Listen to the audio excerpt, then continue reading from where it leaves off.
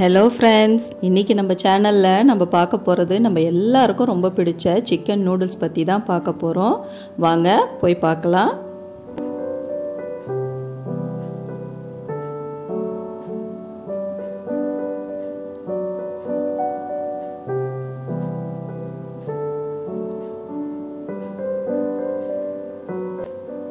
பார்த்தீங்களா? இப்போ இந்த ரெசிபி எப்படி செய்கிறதுன்றத டீட்டெயிலாக நம்ம வீடியோக்குள்ளார போய் பார்க்கலாம்.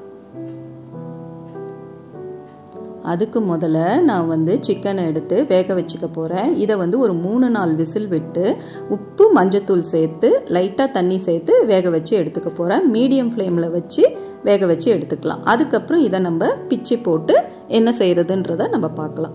இப்போ ஃபஸ்ட்டு வேக வச்சு எடுத்துக்கலாம். விசில் வச்சு நம்ம 3 to 4 விசில் விட்டு எடுத்துக்கலாம்.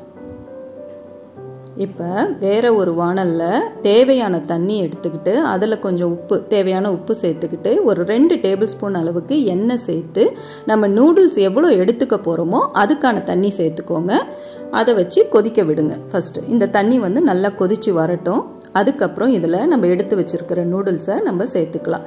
நான் மெலிசாக இருக்கிற அந்த பிளெயின் நூடுல்ஸ் தான் எடுத்திருக்கேன். கொஞ்சம் மொத்தமாக இருந்தால் இது வேகிறதுக்கு கொஞ்சம் நேரம் மாறுபடும். இப்போ எனக்கு இந்த நூடுல்ஸ்க்கு மெலிசாக இருக்கிறதுக்கு 5லிருந்து 7 நிமிஷம் தேவைப்பட்டுச்சு. அப்போ இது வெந்து வந்துடும்.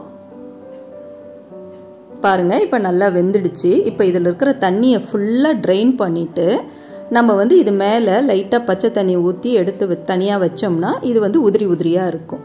இப்போ இதை ட்ரெயின் பண்ணிவிட்டு சுவிட்ச் ஆஃப் பண்ணிவிடுங்க ஸ்டவ்வை. இந்த மாதிரி ட்ரெயின் பண்ணிவிட்டு இது மேலே இந்த மாதிரி பச்சை தண்ணி ஊற்றுனீங்கன்னா நூடுல்ஸ் தனித்தனியாக இருக்கும். இப்போ அதே வாணலில் 3 டேபிள் ஸ்பூன் அளவுக்கு எண்ணெய் சேர்த்துக்கோங்க. இப்போ நம்ம வேக வச்சு எடுத்தோம் இல்லையா, அந்த சிக்கனை இந்த மாதிரி பிச்சு வச்சுருக்கேன். அதை இப்போ இதில் நான் சேர்த்துக்கிறேன். சேர்த்துட்டு இதுக்கு கொஞ்சமாக 1 டீஸ்பூன் அளவுக்கு தனி மிளகாய் தூளும் காஷ்மீர் தூள் கலருக்கு தான் சேர்க்குறேன். இதை சேர்த்து நல்லா இந்த மாதிரி வதக்கி விடுங்க. லைட்டாக இப்போ இந்த எண்ணெயில் தான் நம்ம வதக்குறோம் இல்லைங்களா. இதையே நம்ம 65 மாதிரி போட்டு சேர்த்தோம்னா அந்த கலர்ஃபுல்லாக ரெட்டாக இருக்கும். அந்த ப்ராசஸ்க்கு பதிலாக எண்ணெயில் பொரிக்காமல் இப்படி ஒரு ப்ராசஸ் இந்த மாதிரி வதக்கி எடுத்துக்கோங்க. இதை தனியாக இருக்கட்டும். இப்போ அதே வாணல்லே திருப்பி நம்ம ஒரு 3 டேபிள் ஸ்பூன் அளவுக்கு எண்ணெய் சேர்த்துக்கோங்க. இதில் 2 வெங்காயம் நீளமாக நறுக்கி வச்சுருக்கேன். அதை இப்போ நான் சேர்த்துக்கிறேன். சேர்த்து நான் வதக்க போகிறேன். இது ஒரு ஆஃப் குக், அவ்வளோதான். நம்மளுக்கு ஃபுல்லாக வதங்க தேவையில்ல. ஒரு பாதி அளவுக்கு வெந்து வந்தால் போதும். வதக்கிட்டு இப்போ பாருங்கள் வதங்கிடுச்சு. இதில் 1 டேபிள் ஸ்பூன் அளவுக்கு இஞ்சி பூண்டு விழுது சேர்த்துக்கோங்க. இதையும் இப்போ நல்லா கலந்து விடுங்க. இந்த மாதிரி கலந்ததுக்கப்புறம் இதில் ஒரு 1/2 கப் அளவுக்கு கோஸ் நீளமாக நறுக்கி வச்சுருக்கேன். அதையும் இப்போ நான் சேர்த்துக்கிறேன். இதையும் நல்லா வதக்கி கொடுங்க. இது வதங்கினதுக்கப்புறம் ஒரு 2 மீடியம் சைஸ் கேரட் அளவு அதை நான் துருவி சேர்த்துக்கிறேன். உங்களுக்கு துருவ வேண்டாம், நீளமாக தான் நறுக்கணும்னா அப்படி நறுக்கியும் நீங்கள் சேர்த்துக்கலாம். இதையும் வதக்கி கொடுங்க. இப்போ இதுக்கு தேவையான இந்த வெஜ்ஜீஸ்க்கு தேவையான உப்பை இப்போ நம்ம சேர்த்துக்கலாம். நல்லா கலந்து விடுங்க. கலந்து விட்டுட்டு நடுவில் இப்படி ஒரு இதை ஒதுக்கிட்டு இதில் 4 முட்டையை நான் உடச்சி சேர்த்துக்கிறேன். இப்போ நான் எடுத்துருக்கிற நூடுல்ஸ்க்கு இப்போ இந்த 4 முட்டை தேவைப்பட்டுச்சு. உங்களுக்கு தேவைக்கேற்ப நீங்கள் கூடுதலாவோ குறைச்சலாவோ சேர்த்துக்கலாம். உடச்சி சேர்த்துட்டு இதுக்கு தேவையான காரத்துக்கு மிளகுத்தூள் 1 டீஸ்பூன் அளவுக்கு நான் சேர்த்துக்கிறேன். இப்போ இந்த நூடுல்ஸ்க்கான காரம் நம்ம இன்னும் சேர்க்க போகிறோம். நான் இப்போ இந்த முட்டைக்கான காரத்துக்கு தான் சேர்த்துக்கிறேன். இப்போ இந்த மாதிரி நல்லா கலந்து விட்டிங்கன்னா அப்படியே இந்த ஸ்கிராம்பிள்டு எக்லாம் பொடி மாஸ்லாம் செய்கிறோம் இல்லையா, அந்த மாதிரி நல்லா பொலன்னு ஆகிடும்.